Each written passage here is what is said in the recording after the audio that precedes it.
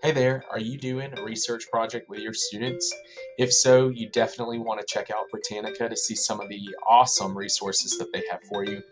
Of course, as you know, Britannica is a great resource to go to for researching general topics and all sorts of things related to history. However, the way they've got things laid out really helps students navigate.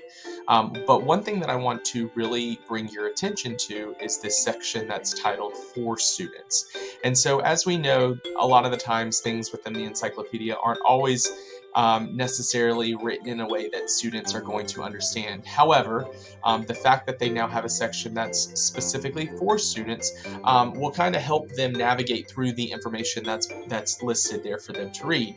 So, for instance, let's look at this key facts of World War One. What you'll notice is a graphic organizer that provides various information regarding the onset of the war, some war first, as well as some really good graphics as well as maps, so that you can kind of understand what the world looked like at that time and some of those boundaries, who was a part of what side of the effort, and so forth.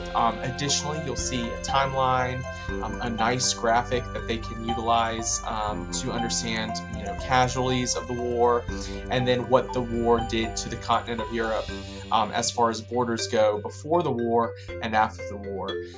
Something else that is there for students that I find pretty beneficial is that you can go through and you can look at like leaders of World War One.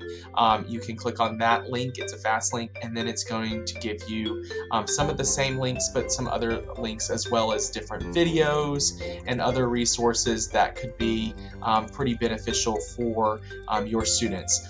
Something that I thought teachers might like would be the quizzes that are generated. So they utilize these different readings that come out of the encyclopedia pages, and they are little quizzes that you can basically take with your students. You could do this as an activator, you could do this as a summarizer, just to kind of get a good glimpse of what your students are learning from the content. So I suggest that you go and give this resource a better look.